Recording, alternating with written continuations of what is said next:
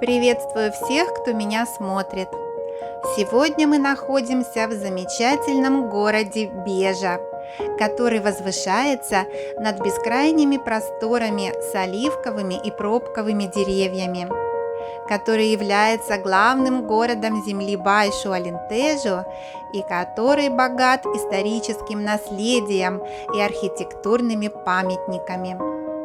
Но, на мой взгляд, самой очаровательной достопримечательностью этого замечательного городка является трогательная и трагическая история молодой девушки Марианы, которой суждено было в 12 лет стать монахиней вот этого монастыря в Беже в 1652 году.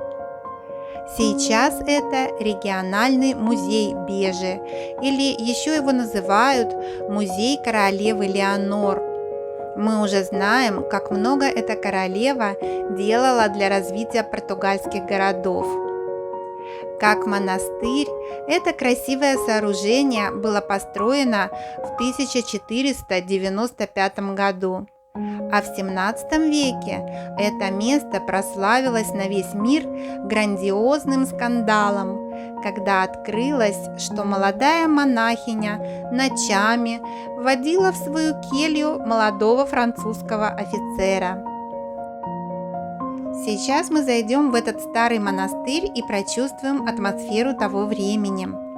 Сразу попадаем в церковь 17 века, богато украшенную резным деревом с позолотой. Пройдем по коридорам, которыми ходила юная монахиня. Стены здесь украшены португальской плиткой 17 и 18 веков и клетчатой плиткой из Севильи. Стены капитула покрыты богатой испано-мавританской плиткой XVI века, а свод расписан темперными красками. Это уникальные краски, которые использовались еще в Древнем Египте. Сейчас их тоже делают из масла, воды и клея, а тогда они делались из воды и яичного желтка. Стойкость и долговечность таких красок поразительна. В такой красивой атмосфере и жила героиня нашего романа. И этими коридорами проводила к себе в келью своего любимого. Надо сказать, что даже в то время не все осудили эту запретную любовь. Даже наоборот, благодаря сохранившимся письмам, эта история гремела на всю Европу как самая романтичная, берущая за душу. Она многим была близка, ведь в то время постриг в монахи был частым явлением, и не всегда по доброй воле, как мы знаем. Такой вариант продолжения жизни на земле был одним из самых популярных по самым разным причинам. И эта 12-летняя девочка также не выбирала себе такую судьбу. Она родилась в 1640 году в этом городе Бежа, в довольно состоятельной семье землевладельца, и ее отец состоял в административных кругах этого города. Непонятно по какой причине, но Мариана Алькофорадо была отдана в этот монастырь в 12-летнем возрасте.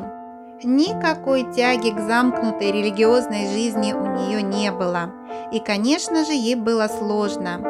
Но к 16 годам она все же приняла постриг и стала францисканской монахиней. И жила такой тихой монашеской жизнью в этом монастыре до 20-летнего возраста, пока не встретила Ноэля Бутона. В то время Португалия воевала с Кастилией, а Франция выслала войско в помощь Португалии. Так здесь появился французский офицер Ноэль Бутон де Шаи, которого и увидела 20-летняя монахиня в окно монастыря. Окно теперь знаменито и называется Жанелла де Мертала. Обычай того времени позволял монахиням свободно ходить по городу. И обычным делом даже было навещать солдат, если там служил близкий родственник. У Марианы там служил брат, и предполагается, что через него и произошло знакомство. Несмотря на то, что Мариана была связана обетом безбрачия, физический инстинкт был сильнее, и у Марианы Алькафорадо и маркиза де Шамильи начались интенсивные любовные отношения. И португальская монахиня даже стала проводить любовника в свою келью на ночь. Конечно же, такое неслыханное действо не могло долго быть незамеченным, и в конце концов все раскрылось. Последовал грандиозный скандал.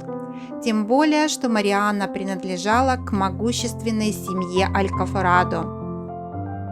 Немного отвлекусь и скажу, что в этих стенах есть несколько картин аж 15 века. И здесь показано, как были обнаружены эти ценные экспонаты. Что касается наших героев, то не только честь, но и сама жизнь молодого офицера Ноэля была в опасности, и он спешно покинул Португалию под предлогом болезни своего брата. Но он обещал Марианне, что вернется и спасет любимую, заберет ее из этого монастыря. Сложно даже представить себе, как пережила этот скандал и позор бедная Марианна. Но у нее была надежда на прекрасное будущее, и она стала ждать. Время шло, новостей никаких от любимого не было, и она впала в отчаяние. Наконец, молодая монахиня решилась написать французскому офицеру.